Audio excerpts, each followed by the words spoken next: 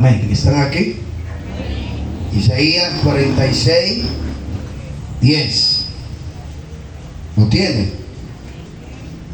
Lo que él dijo se cumplirá. Dice Isaías 46, 10, que Dios desde el principio dijo lo que todavía no era hecho y anunció desde la antigüedad el porvenir y dijo que su consejo se cumplirá, que su consejo se cumplirá. Dice que fue Dios quien dijo eso. Isaías es un profeta que aparece en el Antiguo Testamento 740 años antes de Cristo. Tuvo el privilegio que Dios lo tomó como un profeta. Escribió 66 capítulos en su libro y es uno de los 5 profetas mayores que aparece en el Antiguo Testamento, porque hay 12 libros de los profetas menores y hay 5 libros de los profetas mayores. Él escribió de esos 5 uno. Jeremías escribió 2, el libro de Jeremías y el libro de Lamentaciones. Pero para esta ocasión tomamos de punto de partida este capítulo, el capítulo ya mencionado, 46, verso 10. La historia es experta en decir, o sea, los periódicos son expertos en decir la historia después que pasa, ¿verdad? Después que pasa. Pero la profecía es distinta, porque la profecía dice la historia antes que pasa, anuncia la historia antes que pasa. Alabado sea el nombre de Jesús, aleluya. Entonces, el profeta es la persona que Dios selecciona para decir lo que tiene que decir antes de que sucedan las cosas.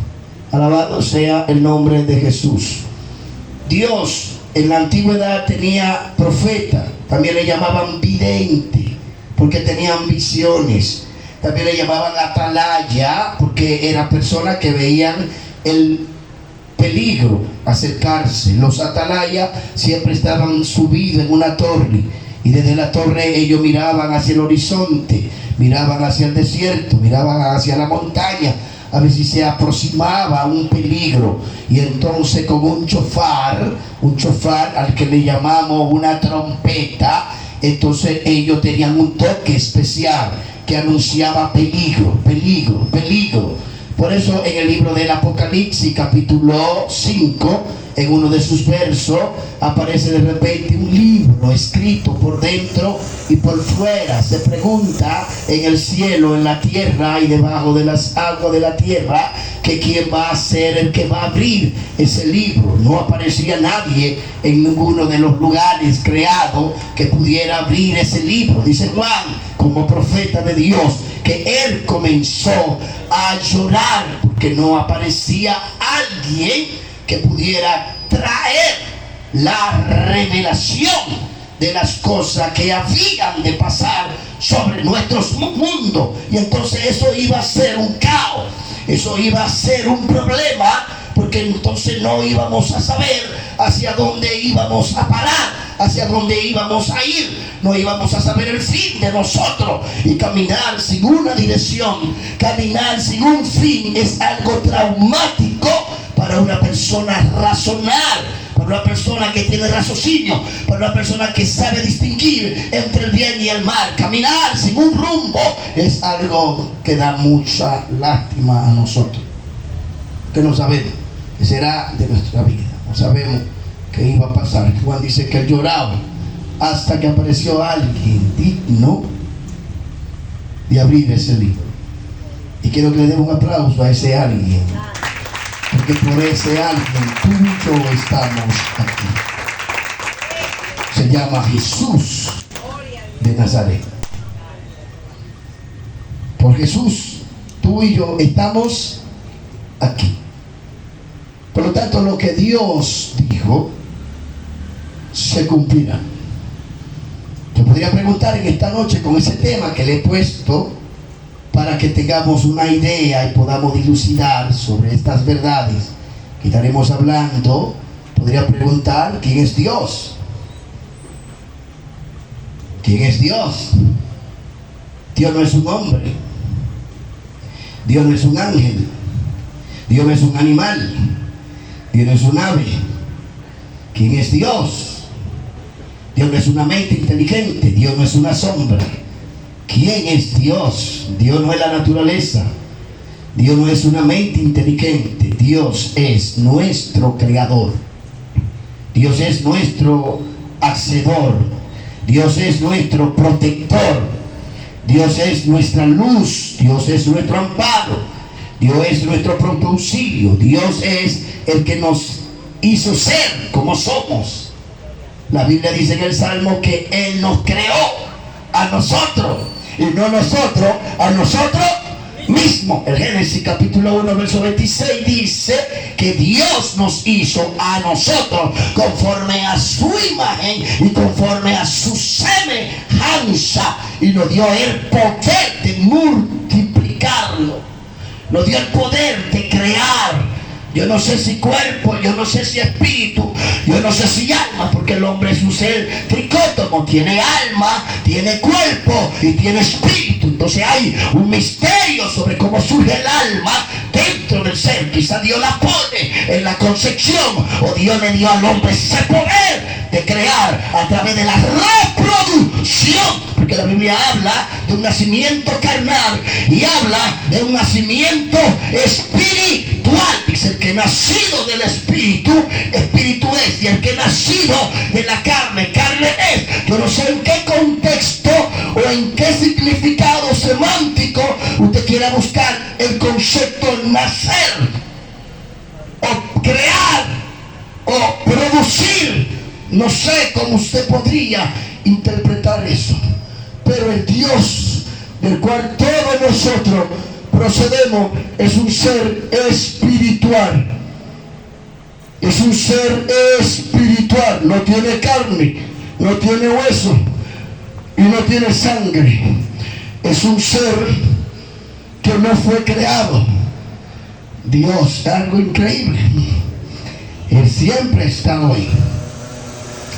Sin embargo, Deuteronomio 29:29 dice: las cosas secretas pertenecen a Jehová nuestro Dios, mas las cosas reveladas son dadas para nosotros y para nuestros hijos. Digan conmigo: Dios tiene secretos. Digan conmigo: Dios tiene secretos. Díganlo más fuerte: Dios tiene secretos. Gloria a Dios que usted no tiene ninguno. Pero hasta en los gobiernos hay secretos.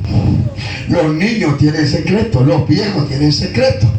Entonces, ¿de quién heredamos eso? La Biblia dice en el libro de Job 7, Job 11:7: conocerás tú los misterios de Dios. Bueno, vamos a usar un campo semántico de palabras. Misterio y secreto puede ser lo mismo. Son cosas que nadie la conoce, que solamente la conoce el que la guarda, ¿verdad? La Biblia dice que de Dios son las revelaciones, y revelar es desmantelar.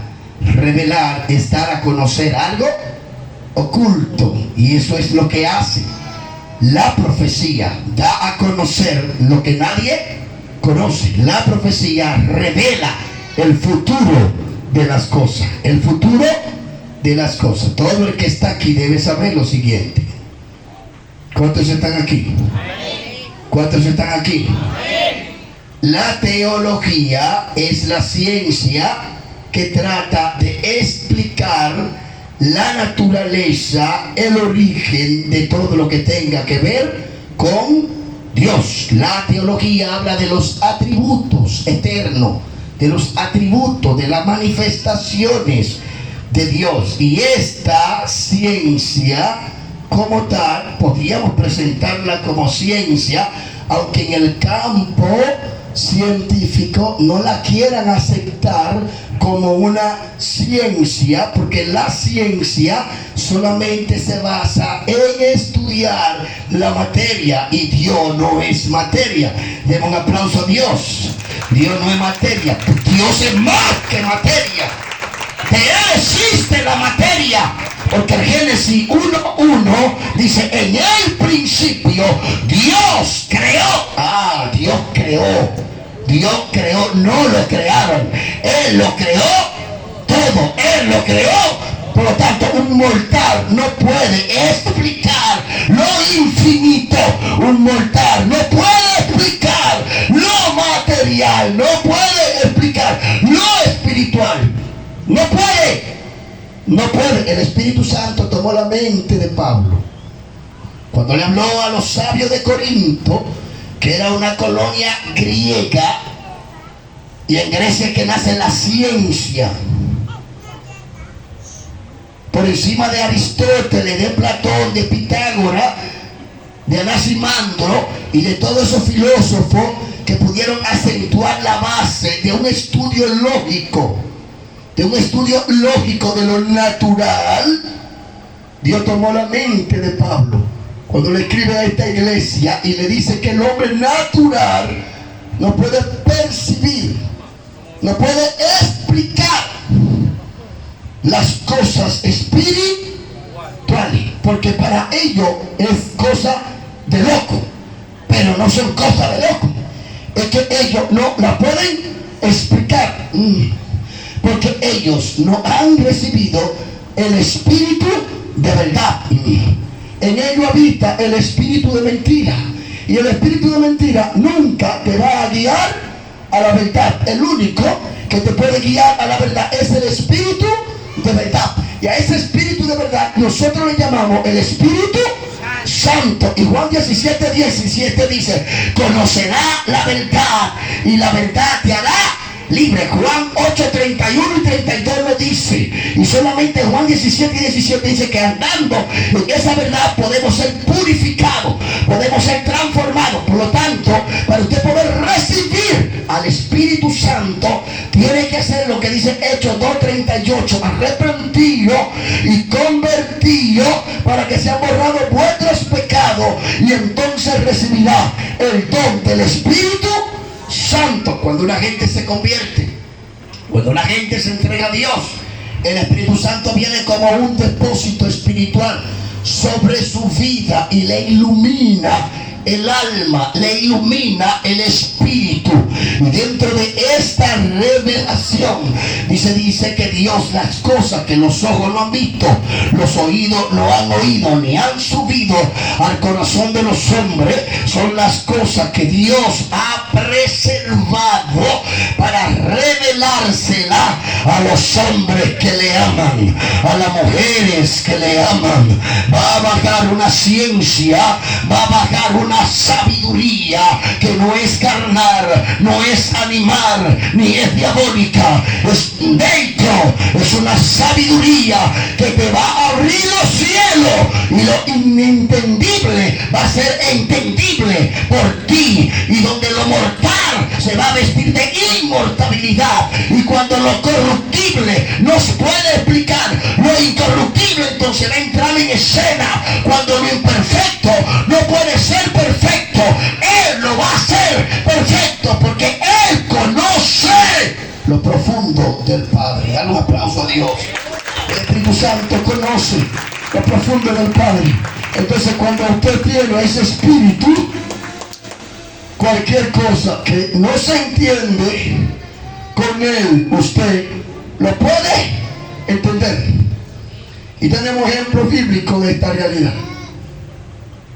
El emperador del siglo VI, Belsasar, falló a este Dios, profanó las cosas sagradas, y Dios le mandó 4 palabras: Mene, Mene, Tekel, Uparsin. Buscaron a los caldeos, que eran los hombres ilustrados de ese imperio. Buscaron a los astrólogos, que eran los que buscaban los mensajes de las estrellas, y no pudieron. Buscaron a los magos, a los consejeros, y nadie pudo presentar la interpretación de estas 4 palabras: Tekemenel, Uparsin y Pérez. Cuando llegó Daniel, en el cual moraba ¿quién? El Espíritu, diga conmigo, el Espíritu de los dioses santos. Dice que en él se halló sabiduría sabiduría. ¿Quién se la dio? El Espíritu Santo. Cuando el rey le dice a Daniel, ¿eres tú el que va a interpretar? Daniel dice, no, mira muchacho, este asunto no es de mortal, este asunto es de los dioses, este asunto es de los dioses, y de Dios son las revelaciones y también la interpretación. El asunto que tú nos estás demandando a nosotros los intelectuales de la tierra, a los hombres ilustrados, a los hombres doctos, no tenemos esa capacidad. Esa es una revelación que viene de arriba, es una revelación que solamente Dios nos puede dar. Nadie podía entender ese idioma, y Dios entonces se la da a Daniel. Y le dice al rey, ahí mismo, bajo un mensaje profético, en esas 4 palabras: Mene, contó Dios tu día y le ha puesto fin. Tekel, pesado ha sido en balanza y fuiste hallado falso. Pérez, tu reino Dios te lo quita y se lo da a otra ciudad, a otro reino. Se acabó tu tiempo. Y te digo una cosa, hoy caerá muerto. Y así mismo pasó. Los medo-persas esa misma noche secaron el río que pasaba por la ciudad, lo desviaron por otra parte y se metieron dentro de la ciudad y la invadieron. Y ese mismo día mataron al rey Belsasar, le quitaron el reino. Fue una profecía en cuestión de horas para cumplirse. Denle un aplauso a Dios. Oye, eso fue una profecía rápida y ahí. Y fue por un mensaje de palabra. Un mensaje de palabra. Ustedes ven allá cuando el faraón, ¿se acuerdan? ¿Están conmigo? Vámonos para Egipto, vamos a viajar ahora para Egipto. Nos fuimos 3000 años antes de Cristo, nos fuimos para Egipto. Allí en Egipto el faraón se acostó y tuvo un sueño. Diga, Dios habla a través de los sueños. Diga, Dios habla a través de los sueños. Los sueños traen revelaciones proféticas. El rey vio 7 vacas gordas que fueron consumidas por 7 vacas flacas. Vio 7 espigas gordas que fueron derribadas por 7 espigas flacas. Cuando se lo cuenta a los magos, a los astrólogos del imperio egipcio, nadie puede interpretarle hasta que aparece Daniel. Diga, con él también estaba el Espíritu Santo. Aleluya. Cuando se lo cuenta a Daniel, le dice, eso es simple: 7 años de abundancia y 7 años de escasez. 7 años de abundancia y 7 años de escasez. José. ¿Y en qué fue que yo mencioné? Ok, gracias, José. 7 años de abundancia y 7 años de escasez.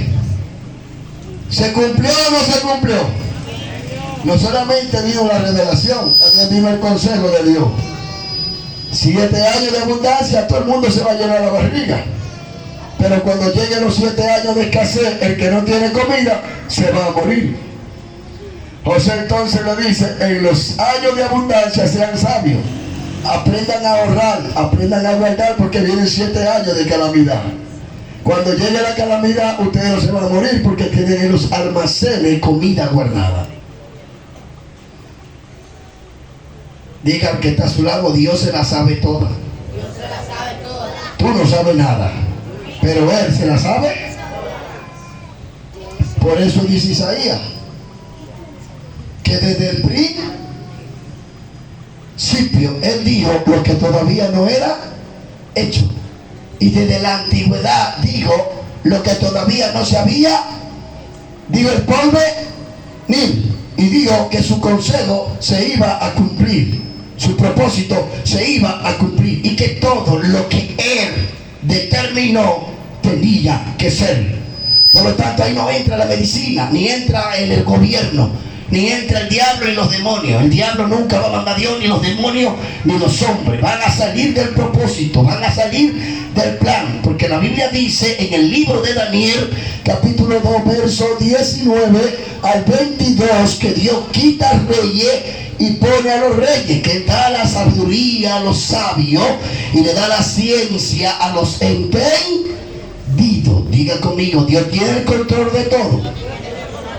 Dios tiene el control de todo. Por lo tanto, la profecía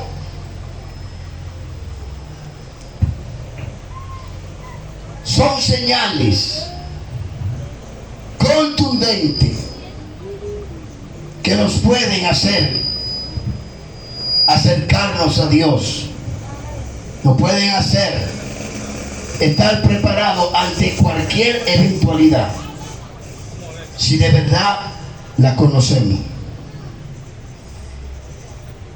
Miren, le dije que la teología es la ciencia que trata de explicar los atributos, las características de Dios. La teología bíblica no trata de mostrar la existencia de Dios, no. Da la existencia de Dios como un hecho. Eso mismo hace la Biblia. La Biblia no trata de demostrarle a nadie que Dios existe, no. Trata de enseñarle a la gente quién es Dios, porque da la existencia de Dios como un hecho. Allí en el Génesis lo vimos. En el principio Dios creó los cielos, el cosmos, el universo, las galaxias. Todo lo que se ve hoy fue hecho de lo que no se veía.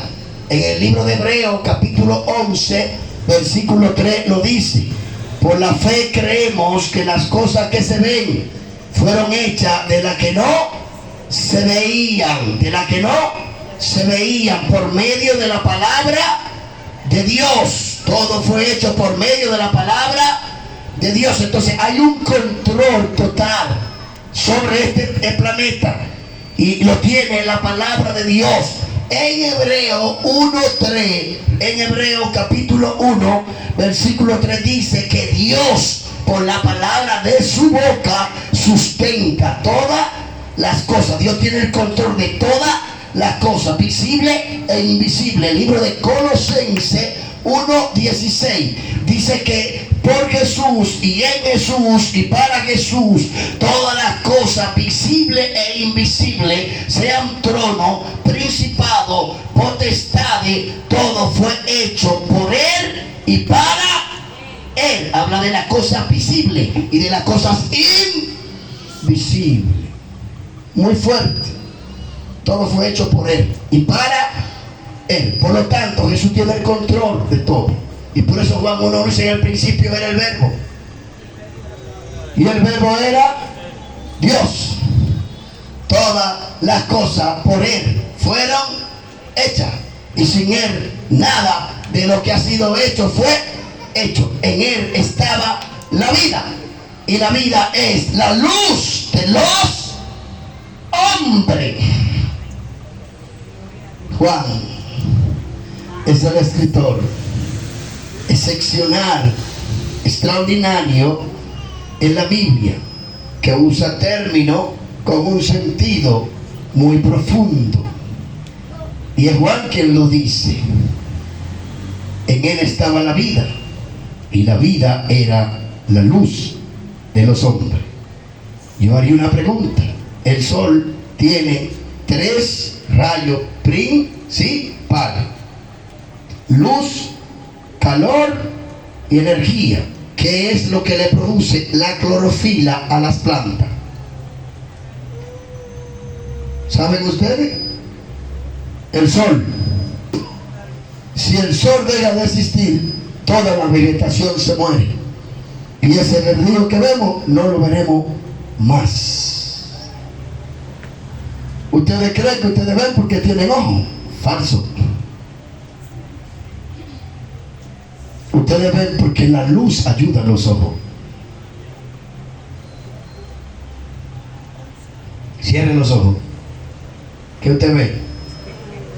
Pero usted sigue los ojos ahí. Si nos quedamos así y yo mando a apagar la luz, ¿qué usted va a ver? Entonces sin la luz usted no ve. Sin el sol no nos vemos ni la palma. Usted se la puede tocar, pero no puede ver. Denle un aplauso al Señor. Es como no tener sentido sin la luz. Jesús dice, yo soy la luz del mundo. El que viene a mí no andará jamás en tinieblas. Y un ciego no puede guiar a otro, porque ambos caen en el hoyo. Dice, necesita la dirección de Jesús. Si no quiere caerte, si no quiere fracasar, necesita la guianza de Jesús. Necesita la guianza del Maestro. Bueno, él dijo, yo soy el camino, yo soy la vida. Y nadie va al Padre si no es por mí. En Él está la salvación. Y entonces hay una palabra muy fuerte. Y el Verbo se hizo carne. El Nuevo Testamento fue escrito en hebreo. El libro de Juan 1:1 se escribió en hebreo, no, en griego. El Nuevo Testamento fue escrito en griego. El libro de Juan, verso 1, capítulo 1, fue escrito en griego. Y la palabra verbo surge de los griegos, quienes entendían que todas las cosas que tienen existencia, el origen de ello es la palabra. Pero Dios es la palabra. Y por eso dice, el Verbo se hizo carne, porque la palabra aparece de dos formas, oral y escrita. Ahora, esa palabra estaba envuelta en profecía. Y esa profecía se materializó a través de Jesús. Tomó forma, tomó vida. Porque estaba revelado que Dios iba a tomar forma y que Él iba a caminar con nosotros y que Él nos iba a enseñar a nosotros de qué manera iba a hacer esto. Los gnósticos no creen que Dios, siendo tan santo, tan puro, iba a tomar un cuerpo humano, porque el hombre es imperfecto. El hombre está lleno de pecado. Entonces un Dios santo y puro no puede habitar en un cuerpo sucio, en un cuerpo contaminado. Entonces Jesús tenía que venir para vencer el pecado en el cuerpo, pero sin pecado. Entonces, ¿cómo podía ser ese asunto? Porque todo lo que dependen de los hombres son pecadores. En Adán todos pecamos, aleluya. Muy fuerte. Entonces tienen que crear una virgen. Ahora hay que engendrar un muchacho ahí dentro, pero entonces no pueden engendrar un muchacho por un hombre, porque el hombre está contaminado y no hay forma. Entonces dice Lucas que vino sobre María el Espíritu Santo. Dice, tú vas a tener un ser, y el ser que estará en ti será santo y será hijo del Altísimo. Dice que fue concebido por obra del Espíritu Santo. El Espíritu Santo vino sobre ella y gestó y creó y puso ahí. Tremendo. En el hebreo, cuando leemos la Biblia, que el Espíritu de Dios se movía sobre la faz de las aguas, ese verbo de moverse significa que Él estaba empollando las aguas, como hace la gallina con los huevos, lo empolla y luego saca la creación. En uno de los salmos dice, mandate a tu Espíritu Santo y Él creó vida. Y Él creó vida. Entonces nadie tiene más genes. Digan conmigo genes. Digan conmigo genes. Nadie tiene más genes de creación que el Espíritu Santo. Por lo tanto, no era algo que extraordinario que el Espíritu Santo pusiera a Jesús como un gen de Dios dentro del óvulo de María para fecundar una criatura llamado el Hijo del Altísimo, el Hijo del Hombre. Es decir, un ser espiritual tomó forma humana y venció al pecado dentro de la carne, pero sin pecar, porque la paga del pecado era la muerte. Entonces él, siendo inocente, murió en la cruz por todos nosotros los pecadores. Él pagó la muerte de nosotros con su vida, pero estando entonces en la cruz, llevando el pecado de todos nosotros, sin él pecar, la muerte quizá pudo haberle dicho a él, quédate aquí, pero como él no pecó, la muerte no podía retenerlo, porque el que moría tenía que levantarse con la vida para darnos esperanza a todos nosotros de resucitar. ¿Cuántos me siguen? De resucitar. Entonces, como yo no pequé, voy para arriba. Nadie puede detenerme. Los que estaban muertos también van a resucitar. Y por eso el profeta Osea, en el capítulo 12, verso 14, Jesús ya estaba hablando a través de los profetas y le estaba diciendo, muerte, yo seré tu muerte. Entonces Jesús resucitó de entre los muertos. Y dice Pablo, primicia de los que durmieron. En el libro del Apocalipsis dice que Cristo es el primogénito de entre los muertos, porque como Él se levantó, también nosotros nos levantaremos. Den un aplauso al Señor. Ya la parte de Jesús se cumplió. Ahora falta en el ámbito natural la parte de nosotros. He dicho tantas cosas que no tenía en mi mente decir hoy en esta enseñanza, que alabo a Dios por ello. Ahora es que yo voy a entrar en el tema que según yo tenía organizado en mi memoria para hablar de lo de Dios se cumplirá. ¿Cuántos están aquí? ¿Cuántos están aquí? Yo exhorto a todo el pueblo de Dios que está aquí a que estudie las Sagradas Escrituras. Le dije que la teología es la ciencia que trata de explicar la naturaleza, los atributos y las características de nuestro Dios. Le dije que nuestro Dios es el creador y el hacedor de maravilla. Es el creador y el preservador de cada uno de nosotros. Dentro de la teología, que quizás según la ciencia humana no la consideren como una ciencia, nosotros sí la consideramos como una ciencia. Porque para nosotros Dios es real, aunque no lo podamos demostrar físicamente, medirlo y pesarlo como hace la ciencia, que estudia solamente los objetos concretos. Dios no es un objeto concreto porque Dios no tiene carne, ni hueso, ni sangre. La Biblia revela en el libro de Juan, capítulo 4, versos 22 al 25, Cristo habló de la naturaleza del Padre y Él dijo, Dios es espíritu, es decir, Dios no tiene materia. Dios es un ser invisible. Isaías 55:9 dice que sus pensamientos son más altos que nuestros pensamientos, como la altura de los cielos a la tierra, que no tenemos una medición, solamente la sabe Dios. Lo que nos va a entender que Dios es infinito y nosotros somos finitos. Entonces lo finito no puede explicar lo infinito. La teología nos da como un acto real la existencia de nuestro Dios y nosotros lo aceptamos. Dentro de la teología hay una ciencia, una disciplina llamada escatología. ¿Cómo se llama esa ciencia? La escatología es la disciplina de la ciencia que trata de explicar los acontecimientos del tiempo o en el tiempo. Aparte de la escatología, porque la palabra escatología es una palabra griega que es escatombe y habla acontecimientos del porvenir, acontecimientos del futuro. Logía, estudio o tratado de los acontecimientos futuros. Por lo tanto, la palabra escatología es una palabra compuesta.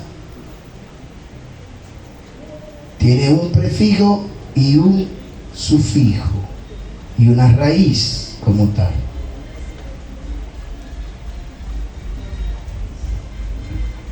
Hay otra disciplina llamada la cronología, que es la ciencia que da los detalles del tiempo, de cada acontecimiento en el tiempo.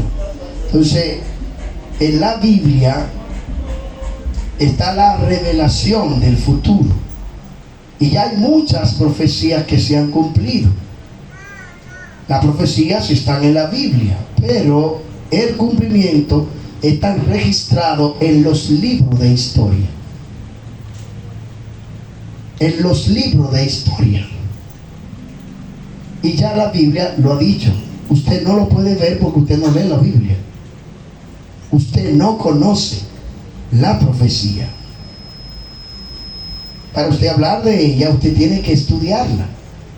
Usted tiene que conocerla. La Biblia es más que Juan 14:6 y Juan 3:16. La Biblia es un campo de ciencia, de conocimiento, de sabiduría, de todo. La Biblia es el libro de Dios que contiene el pasado, el presente y el futuro. Usted debe conocerlo. Jesús dijo en Juan 5:39: escudriñad las escrituras, porque a ustedes parece que en ellas tenéis la vida eterna, y ellas son las que dan testimonio de mí. Si tú quieres conocer las escrituras, usted tiene que leerla, tiene que investigarla. Y vamos a ver tres casos esenciales. Tres casos esenciales vamos a ver. Gloria a Jesús, aleluya. Gloria a Dios. ¿Me escuchan? ¿Estamos aquí? Ok. Abra su Biblia en el Génesis capítulo 15, versículo 13.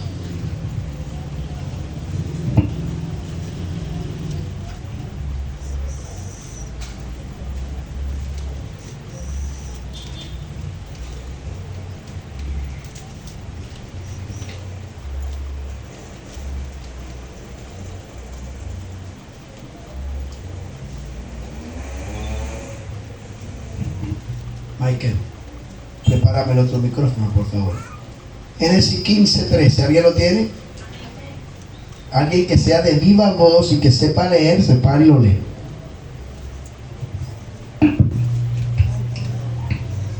Génesis 15:13, vamos a ver. Abraham vivió 2000 años antes de Cristo. ¿Cuántos años antes de Cristo vivió Abraham? Así dice la historia, que Abraham vivió 2000 años antes de Cristo. El Génesis fue escrito en el año 1513.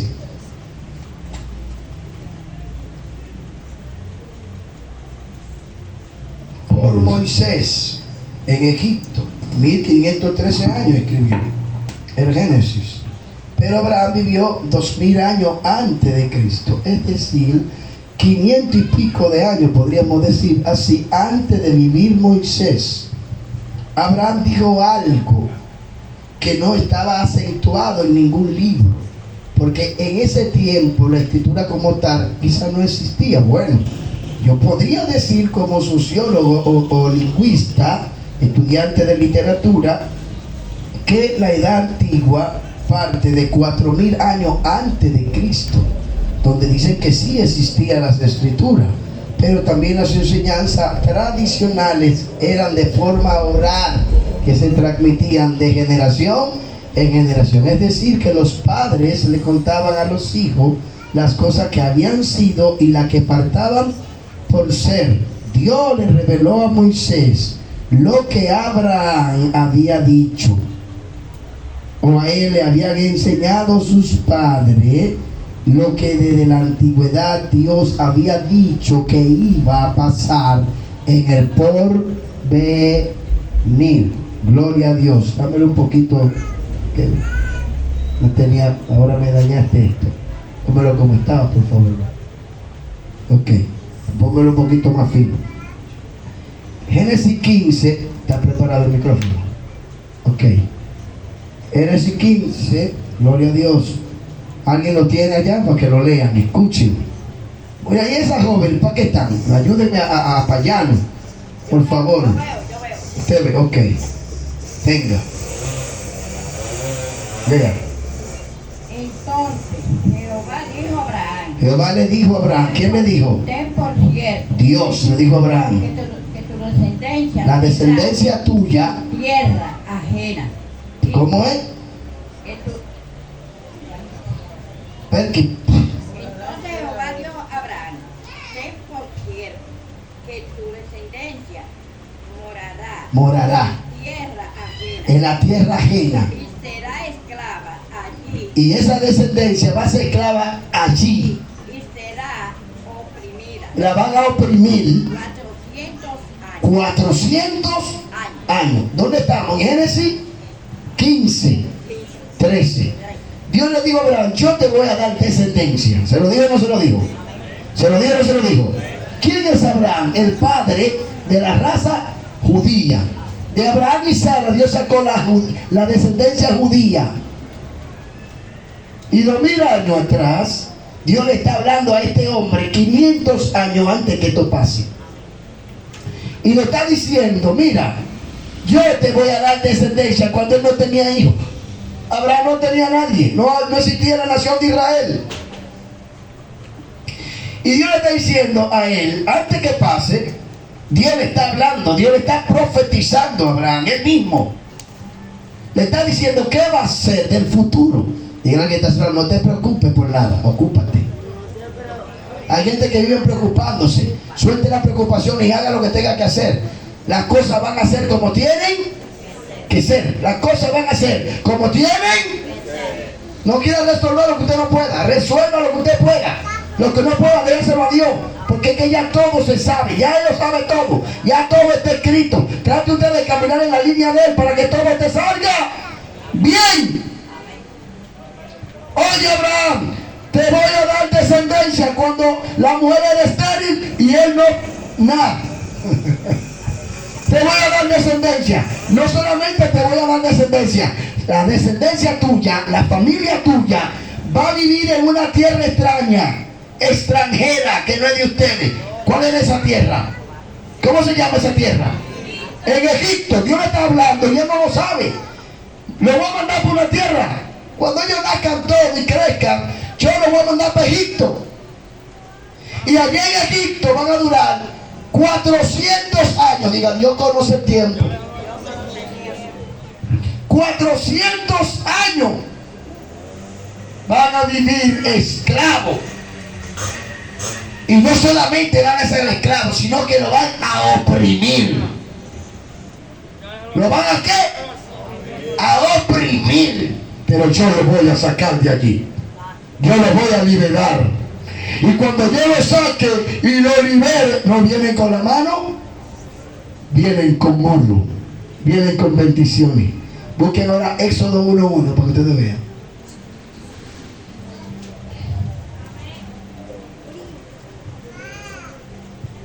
Léanlo.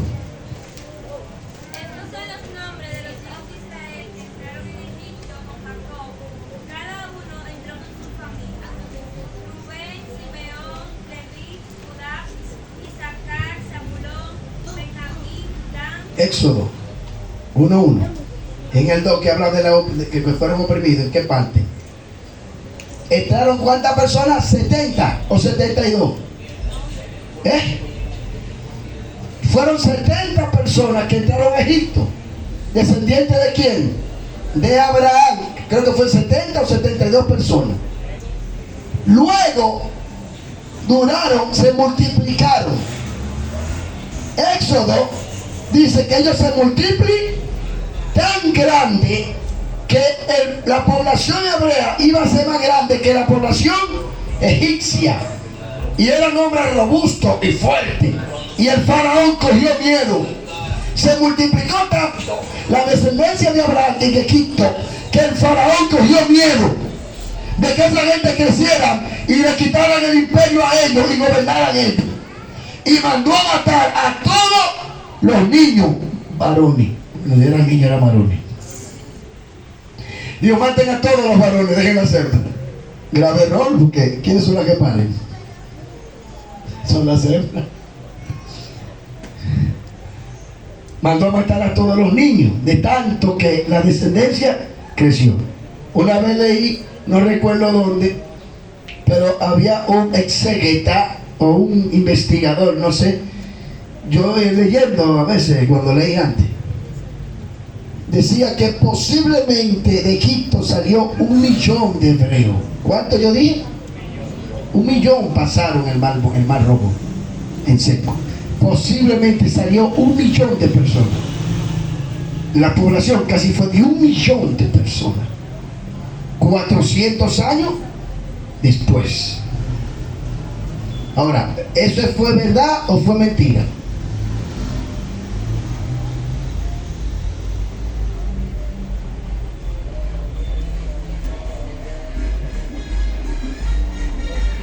La paleontología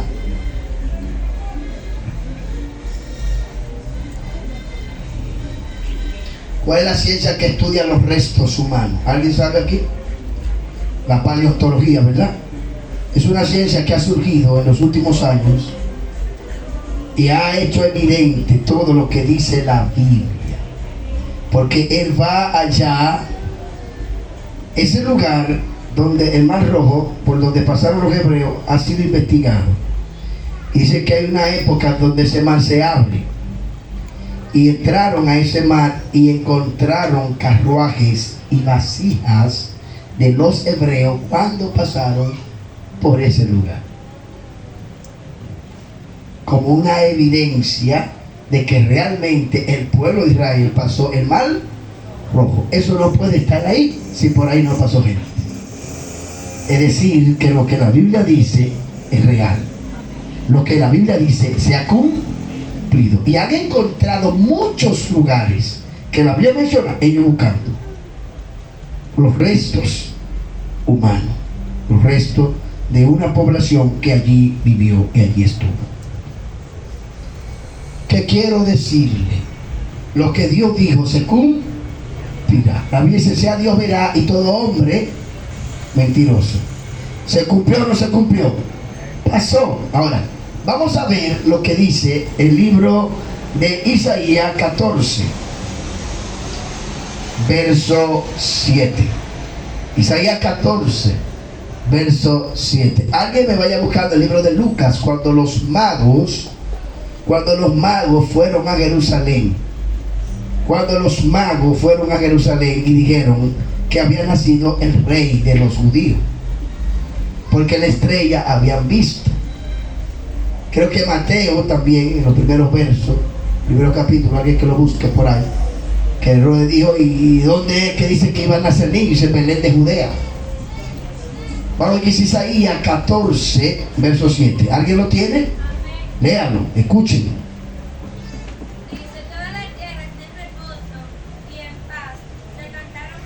Isaías 7, 14, 7. 7, 14. 7, 14. Por tanto, el Señor mismo os dará señal. He aquí que la Virgen concebirá y dará a luz un hijo y llamará su nombre Emmanuel. La Virgen, ¿quién fue que profetizó que una virgen iba a parir a un niño? Como una señal. Isaías, en el 7:14, ¿sabe cuántos años hacen que él profetizó esto? 750 años antes de la era cristiana. 750 años. Isaías profetiza que una virgen, 750 años antes de Jesús nacer, él dice que una virgen. ¿Usted sabe lo que es esperar 750 años? Allí vimos 400 años que Abraham dijo, se esperó para cumplirse y se cumplió.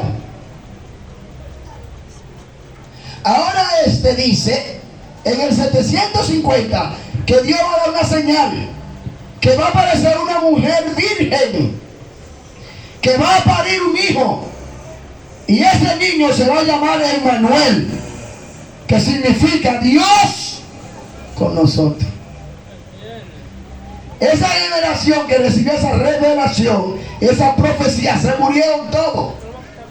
Pero como Dios sabía que la generación que venía iba a tener esa palabra, los libros proféticos lo contenían, lo mantenían en la mano.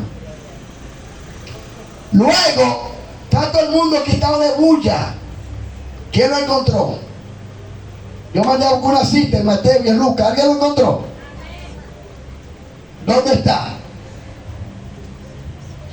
750 años antes de María salir embarazada, hubo un profeta que lo vio que Dios les reveló el futuro. Quizás la generación murió y yo nunca vimos la mujer virgen. Se equivocó Isaías. Ajá. Ustedes vieron cuando Belsasar le dijo ahorita, ¿verdad? Que se cumplió en hora. Que la ciudad fue tomada, lo mataron al rey. Y los medios y los persas tomaron la ciudad. Pero fíjese que la de Abraham duró 400, casi 500 años para cumplirse. Y ahora la de Isaías tiene 700 y pico de años para cumplirse la profecía.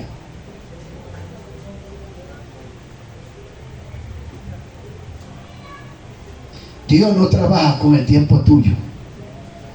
La cosa es en el tiempo.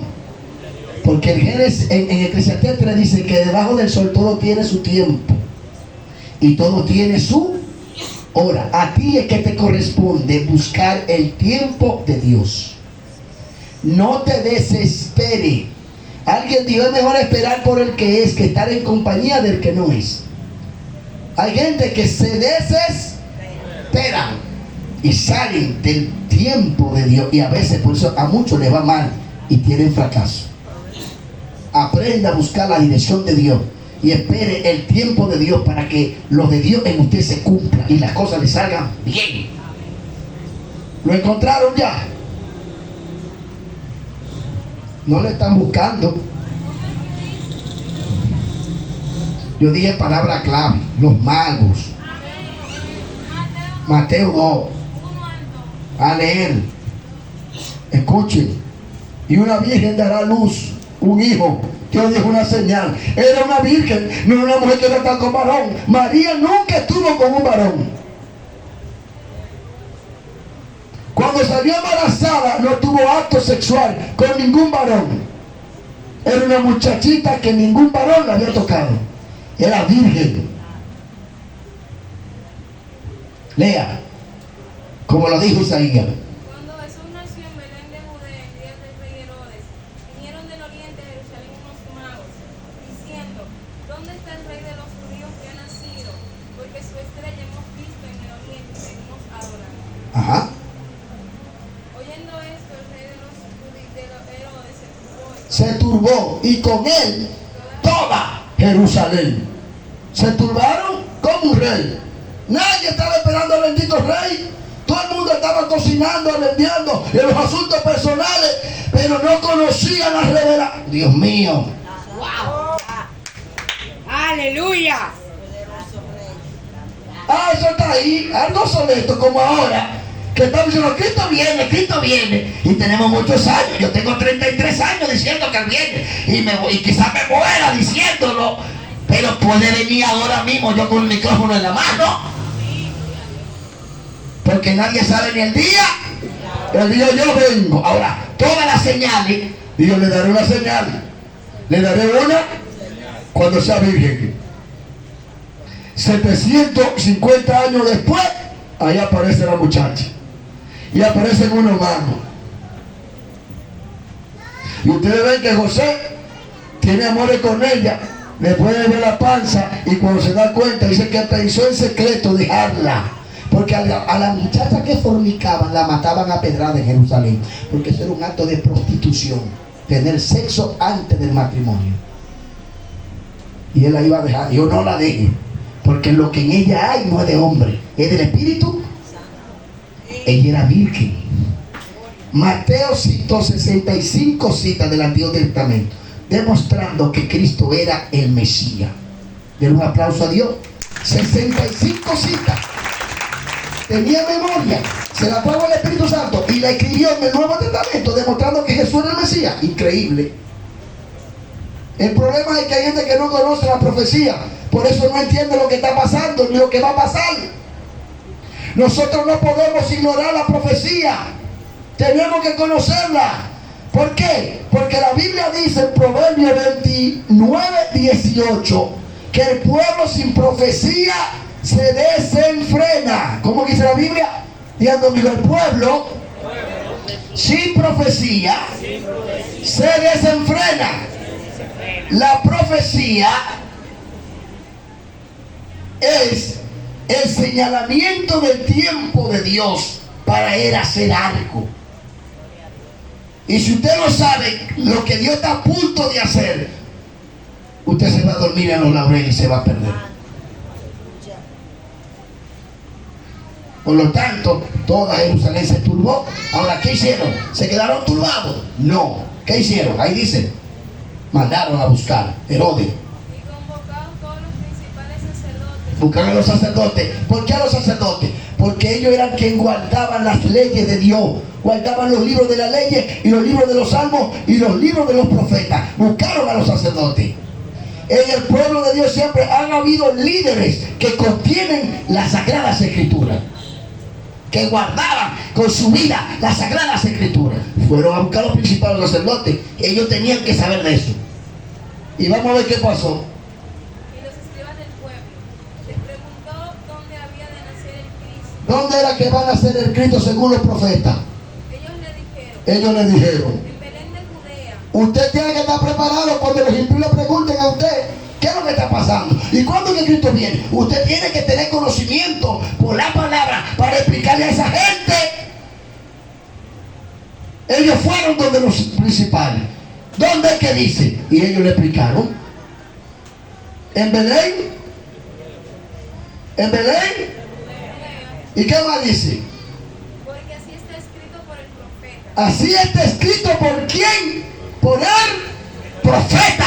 ¿Y qué es un profeta? Un vidente de Dios. Un hombre que Dios habla a través de él. ¿Qué más dice? Y tú, Belén de Judea, no eres la más pequeña entre los príncipes de Judá. no eres la más pequeña entre los príncipes de Judá. Porque de ti saldrá un guiador. De ti saldrá un guiador. Y apacentará a mi pueblo Israel. Y va a apacentar a mi pueblo. Ahí identifica el lugar. ¿Quién fue el que dijo eso? ¿Qué profeta? Ahí lo dice. Hay una letrita pequeña. ¿Miquea qué? 5:2. Búsquenlo. Miquea 5:2. 782 años posible, creo que fue, que escribió Osea.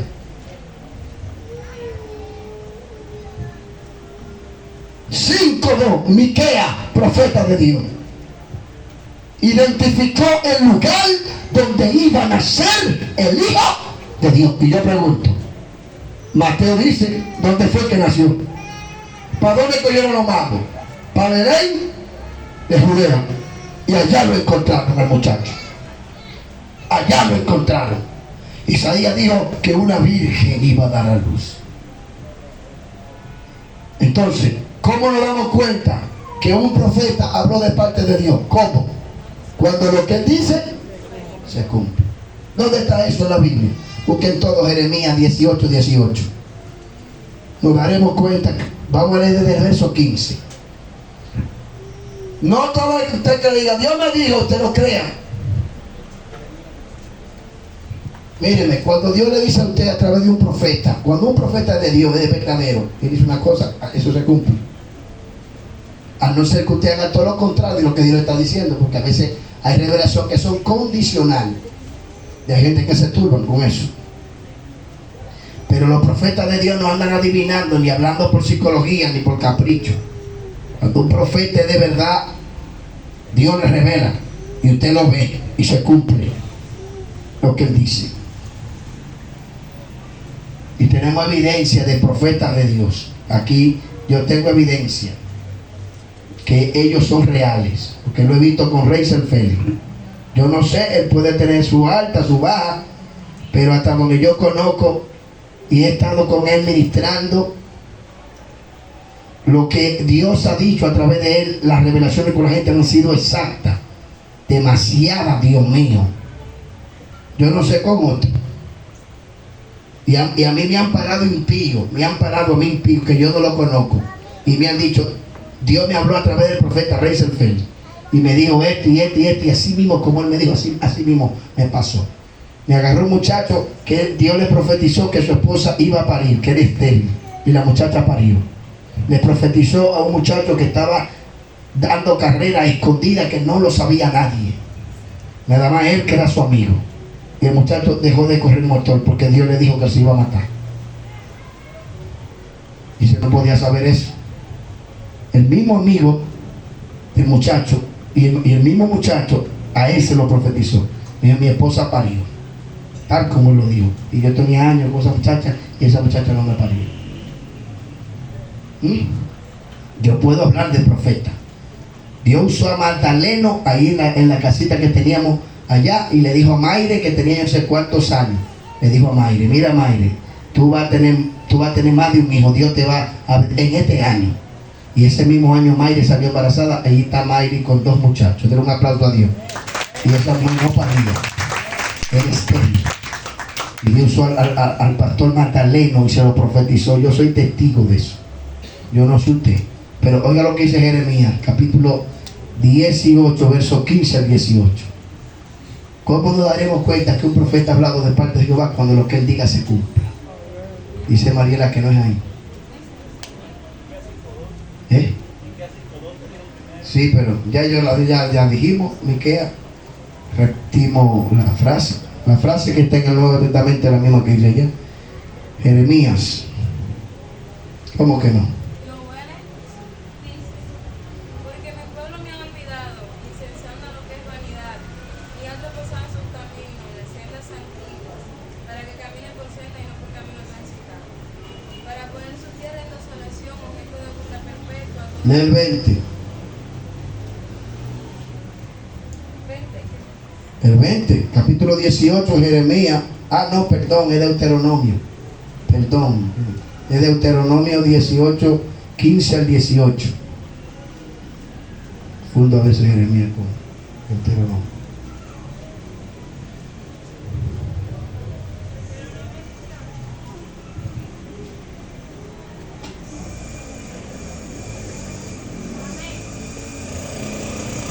Sí.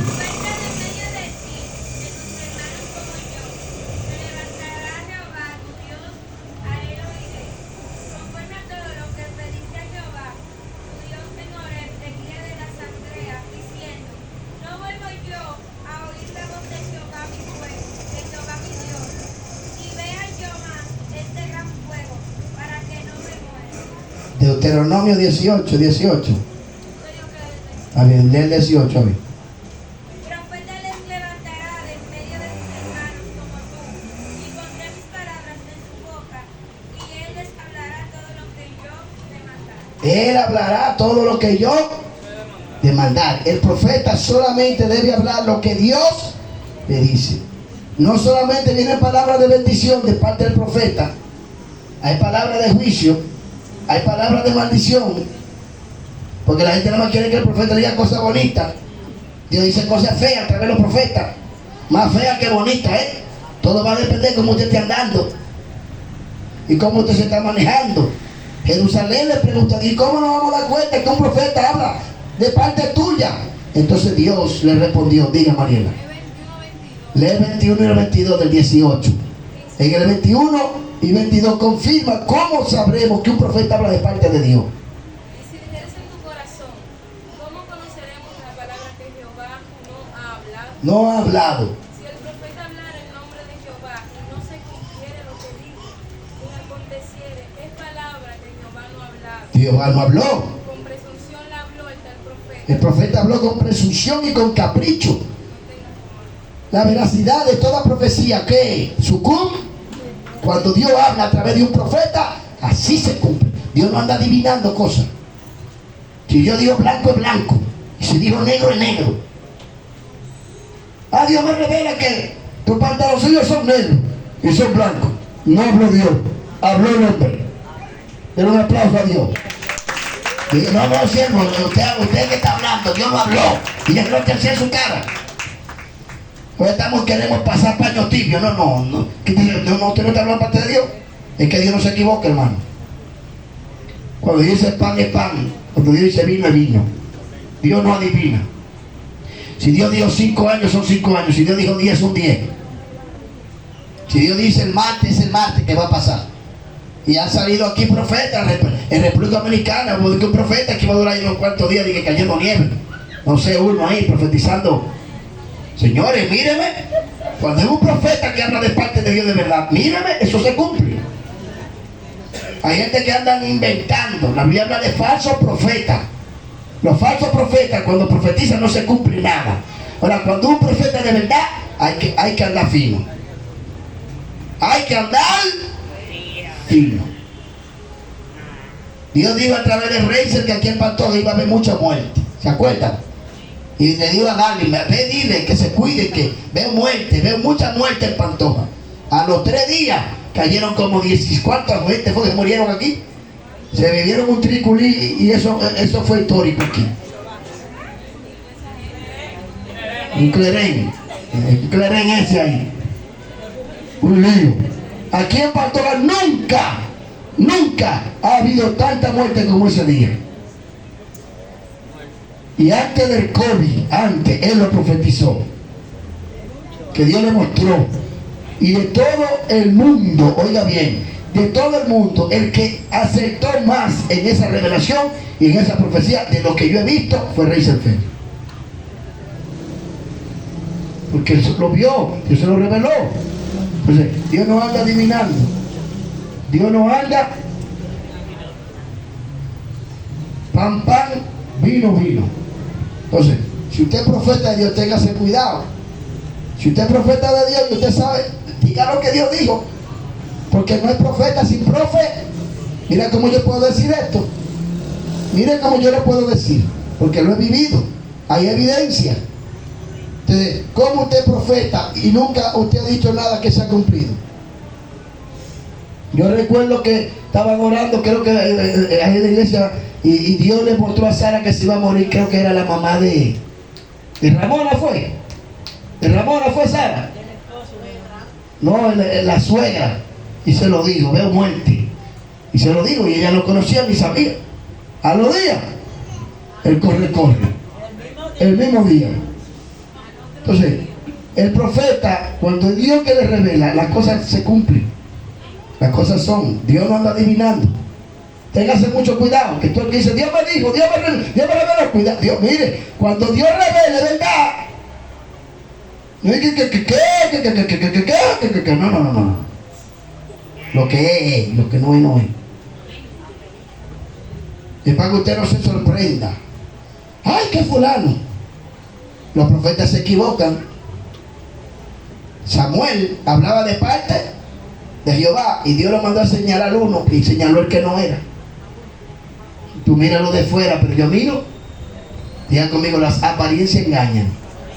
Hay profetas que las apariencias lo engañan. A veces ven gente que están triste, lo ven que creen que porque tienen el rostro y comienzan a adivinar. Dios me mostró a mí un profeta así, Dios me levantó a mí una visión, me llevó a una iglesia y me mostró un profeta que le miraba la cara a la gente y según él le miraba la cara, él profetizaba por psicología. Dios me mostró a mí un profeta que profetizaba por psicología. Y yo, mira lo que está haciendo. Eso no se hace, me dijo Dios. A mí, no sé a usted. Entonces, no se ponga hasta adivinando, porque usted le ve a la gente por la carita y comienza, ay, que Dios te ha bendecido. Tú estás llena de gozo y de alegría porque la ven contenta y sonriente. Y a veces la está llevando el diablo por dentro. Y ven otros que están como tristón y mentira, no están tristón nada, que el rostro es así. Y están más alegres que usted. Ténganse mucho cuidado. Ustedes se acuerdan de Jeremías, ¿verdad? El profeta Jeremías. ¿Cuántos recuerdan al profeta Jeremías? El profeta llorón. Apunte, capítulo 23. Dios dijo en el año 623 años antes de Cristo, Jeremías profetizó que Jerusalén iba a ser invadido por los babilónicos. Y que iban a durar 70 años. ¿Cuántos años? Cautivo en Babilonia, el pueblo de Israel. El pueblo, Joacim y Joaquín fueron los últimos reyes de Israel y fueron conquistados, tal como lo dijo el profeta Jeremías. Luego ustedes ven allá a Daniel, que profetizó en el 593. Daniel profetizó en el 593 después de Cristo. Daniel, ven a Daniel buscando el libro de Jeremías. Dice que cuando Jeremías profetizó, dice no se exegeta, Daniel era un niño. Y ese niño luego se convirtió en un profeta de Dios. Y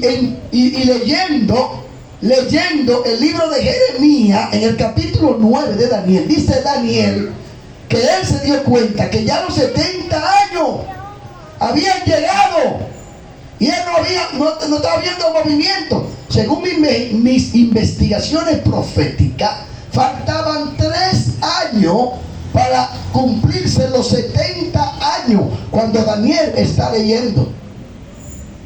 Y él comienza a reclamarle a Dios: tú dijiste que en 70 años y yo no estoy viendo movimiento, yo no estoy viendo nada. Y Dios entonces levantó a Josué, hijo de Zorobabel, y a Salatiel, hijo de Josadá. Lo comenzó a levantar, y levantó a Nehemías, que estaba con el rey Asuero. ¿Para qué? El movimiento de la reconstrucción de qué? Del templo y el regreso a Jerusalén. Denle un aplauso a papá. En el año 443, 444 se daba orden de la restauración del templo y el regreso a la ciudad, tal como Dios lo había dicho. Y no es menos cierto, ¿cuántos están aquí? No es menos cierto que apúntenlo, capítulo 45 de Isaías, evidencia profética, que lo que Dios dice se cumple. Lo que Dios dice se cumple. Lo que Dios dice se cumple. Dios, a través del profeta Isaías, en el 750, Isaías profetizó que Dios iba a levantar a un hombre llamado Ciro. ¿Cómo se llamaba ese hombre? Ciro. Y que Ciro iba a ser su ungido, y que Ciro iba a ser su pastor. Un hombre impío, un hombre que no era hebreo. Dios usa a quien Él quiera. También dice que hay vaso de honra y vaso de deshonra. Dios hace lo que Él quiera. Escogió a un impío para reconstruir su casa. Dio la orden Ciro. 150 años antes de nacer, Dios le puso nombre a ese hombre y él no lo sabía. Dicen los historiadores que Daniel, cuando el imperio Medo-Persia comenzó a gobernar, Ciro puso a Daniel como un hombre de confianza a su lado. Y fue él quien le enseñó lo que Dios había dicho de él. Lo que Dios había dicho de él. Y él hizo tal como Dios había dicho que él iba a hacer. 150 años y pico antes de ese hombre nacer, ya Dios le dio nombre, lo llamó por su nombre y lo escogió para hacer eso. Entonces yo pregunto, cuando Dios habla, no se cumple. ¿Los verdaderos profetas se equivocan? No. Cuando Dios habla, se cumple. Nosotros tenemos que tener mucho cuidado.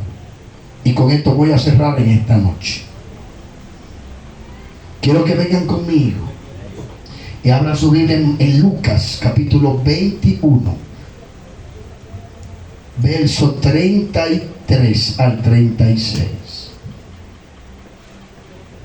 Hay que tener mucho cuidado.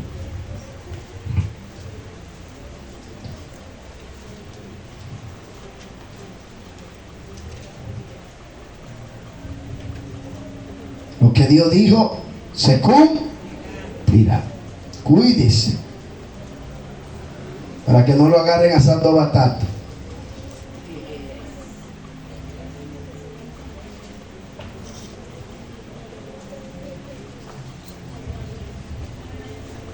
Y alguien me busca segunda de Timoteo capítulo 3 verso 1 en adelante. A leer Lucas 21 33 al 36.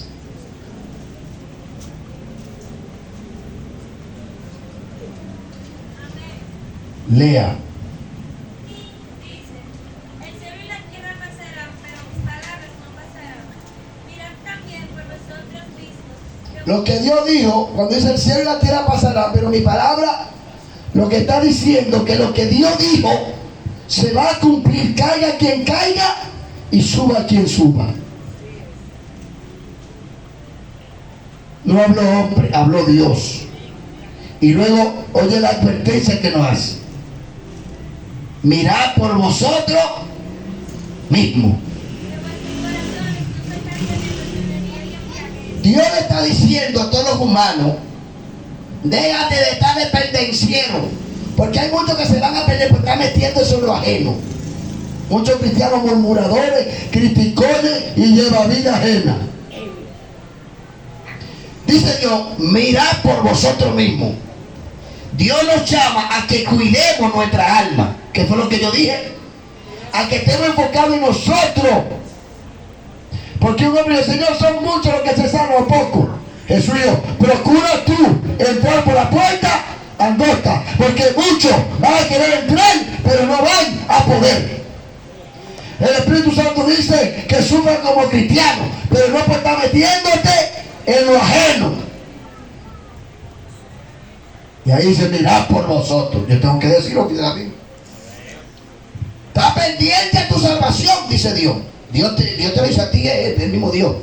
El mismo Señor dice: está pendiente a tu salvación, para que tu corazón no se llene. ¿De qué? De glotones. Ay, hay evangélicos que lo quieren comprar todo, y no importa lo que tengan que hacer. Quieren el zapato, quieren la camisa. Ay, Temus. ¿Es Temus que se llama eso? Temus. ¿Y cómo llaman los otros? Hay otro más, hay otra línea. Chains. Hay uno que tiene un carrito de casi 100,000 pesos por ahí, que quiere que yo se lo compre, casi por ahí. Yo quiero ese carrito entero. Cuidado, dice la Biblia, para que tu corazón no se llene de ¿qué? De glotonería. No podemos poner la mente y el alma en las cosas terrenales. Que hay mucha gente que están detrás de los terrenales y se están descuidando de lo espiritual. ¿Qué más dice? Cuídate, dice Dios, que tu corazón no se llene de glotonería. Y de los afanes de esta vida. Y de los afanes, gente que no vienen a la iglesia por estar trabajando de noche. Cuando eran nuevos convertidos, ahora los trabajos por estar para venir a la iglesia. Ahora están en la iglesia y están llegando de venir a los cultos por estar trabajando. Que el Señor te reprenda. Dios te da a ti 24 horas. Las 2 horas que hemos determinado para darse a Dios, no se la dedique a nadie. Tenga carácter como cristiano. Tenga carácter como cristiana. Está bien. Un día, 2 días se le puede presentar cualquier problema. Pero usted está ahora que falta 3 y 4 días a la iglesia y a usted no le da nada. Eso no importa. Falta el trabajo que te van a votar. Entonces a Dios tú le puedes dar las cosas por mitad, ¿verdad? No permita que nada ni nadie le robe su tiempo de Dios. El tiempo de Dios es de Dios. No dice la Biblia: César lo de César y a Dios lo de Dios. ¿Cómo lo de Dios usted se lo va a dar a César? A veces no se sabe en tu propia opinión. La carne y los afanes. Dice que los afanes ahogan la palabra. ¿Dónde es que tú vienes a escuchar la palabra? ¿Es aquí? Y si tú te dejas que los afanes, mira María, le digo esto, Marta, muy afanada está. Gente que están dejando lo de Dios por estar en los oficios de ellos.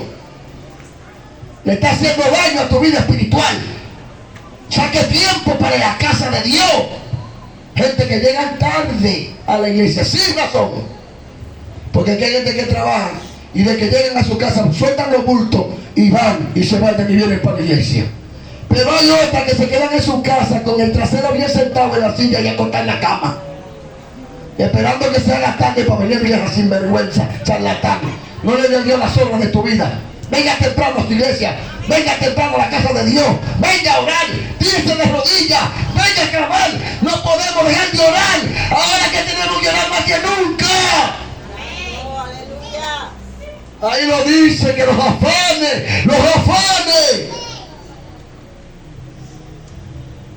Para todos tienen tiempo. Y el tiempo de Dios se lo están robando. Ya yo lo dije. Y ahí para allá usted es el que sabe. ¿Qué más dice? Hay muchos cristianos que están en guerra. ¿Tú sabes lo último que han hecho? Un día a la iglesia. Ahora dan culto un día en la iglesia. Y 2 días y 3 días. No, porque no hay que ir todos los días a la iglesia. Esa es la nueva ahora. Denle gloria a Dios que todavía su pastor le da culto todos los días. Y yo trato de estar aquí todos los días. Yo pude ir a mi casa a cenar hoy. Y a cada rato, ahí está Nilfa, que dejo la cena en la mesa. Por venir temprano a abrirle la iglesia. Porque el día que uno menos espera, viene Dios a salvar un alma. Y encuentra la iglesia cerrada.